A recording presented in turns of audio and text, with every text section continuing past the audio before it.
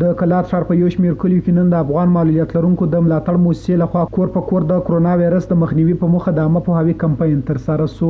د دې موسسې مشر کمال احمد استراب وایي چې د دې کمپاین په لړۍ کې د کرونا وایرس د مخنیوي لپاره پر زرګونو کورنیو باندې ماسکونه، دستکشې او صابونونه هم وویشل، ترڅو د کلیو اوسیدونکو د ناروغۍ د مخنیوي په پار په ورځني ډول ماسک او دستکشې وکاروي او خپل لاسونه په صابون پریمنځي. دغه مواد چې تاسو وینئ چې توزیع کیږي او د عامه پوهاوي کوم پروګرام چې پر لار اچول شوی دی دا د افغان معلولینو لپاره د لاسرسي موسسې په مالي امکاناتو تخنیکي همکاریو باندې په نظر کې نیول شوی دی. نو په همدې موخه باندې افغان معلولینو ته د فزیکي لاسرسي موسسه چې په مرکز قلات کې فعالیت لري دا چارې را شروع کړي دي چې د مرکز قلات په کلو کې به زرو کورنیو ته د عامه پوهاوي بروشرونه همدارنګه صابون، ماسک او دستکشې توزیع شي. بل لوري د کلات ښار یو شمېر اوسیدونکي د عامه پوهاوي د دې کمپاین په ترسره کولو خوښ دي، خو لا هم تمه لري چې دا ډول کمپاینونه دې عام سي.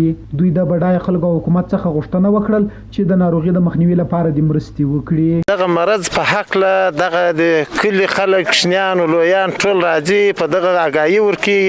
موږ ټول په دې ډېر خوشحاله یو، ډېر په خوښ یو، ډېر ځان حاضروو چې له دغه کمپاین چې موږ معلومات واخلو. دا د خلکو ذهنونو روښانوي، د دې مرض په مخ کې ورتر واره مخکې پوهېږي، د صابونو د ماسکونو دا شیان چې دوی ورکوي خلک دې ته هڅوي چې مقصد وقایه وکړي. او خصوصا د افغانستان د ټولو تجارانو څخه مې دا خواست دی چې که یو انسان د نور انسانانو سره لاسنیوی وکړي شاید چې موږ دغه کرونا مرض ته ماتې ورکړو. دغه موږ په دې باندې ډېر زیات خوشحاله شو چې دا موږ د کرونا د مرض د مخنیوي لپاره دغه شیان موږ ته راکړل شول.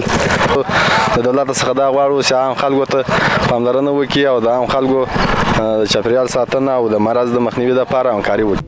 زابل کې د کرونا 2 مثبتې پیښې ثبت شوې چې د مسؤلینو په خبره د عامه پوهاوي کمپاینونه دوام لري او د کلات ښار په نسبي ډول کرنټین کړی.